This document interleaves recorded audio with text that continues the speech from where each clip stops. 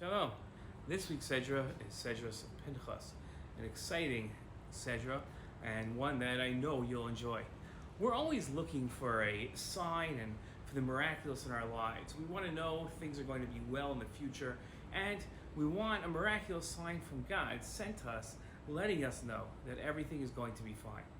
During our galut, our exile, which we're in even though we're here in Yerushalayim, God doesn't interact with the same level of providence as when we are in sinning.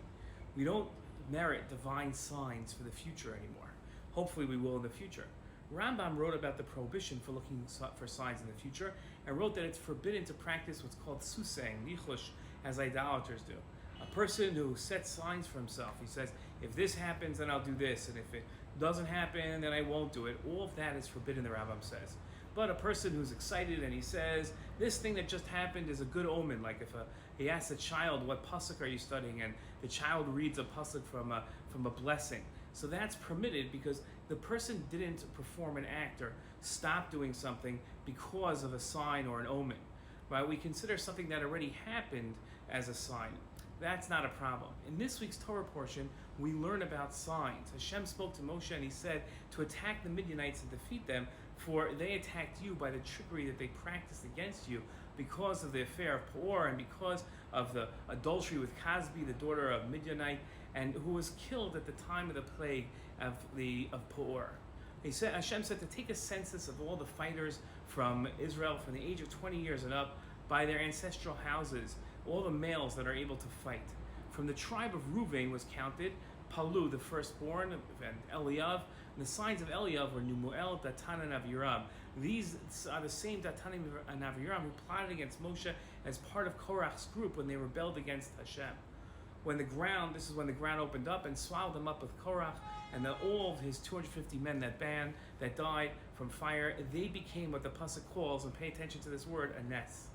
Earlier in the Torah, when the episode of Korach's rebellion and his offerings were told, the Torah discussed the pans used in the offering. And we read that the fire of those pans who have sinned at the cost of their lives, they should be made into hammered sheets as a plating for the altar. For once they have been used for an offering of Hashem, they became kadosh, they became sacred, and they have to serve as in, listen to this word now, in os for the people of Israel. The Ibn Ezra connected the last verses of our portion's description of the men's death as a ness, and the earlier telling and describing them as in os, as an oat. What are the natures of these two words, ness and os? Why does Hashem change the wording from os to ness in the two different parshios? And there are two different meanings to the word os and ness. They can either mean a miracle or a sign. In our daily Shemona Esrei, we say in the paragraph of Modim, that the nes of every single day, while some scholars explain ness as a sign and others as a miracle.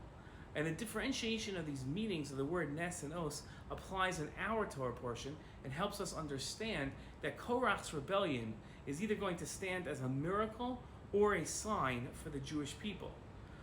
The meaning, neither of the meanings could be said to be more correct than the other, but every Jew must ask themselves if they see Korach's failed rebellion against God as worthy of miraculous divine punishment or as a sign for the future that all rebellions against God and his ways are bound to fail.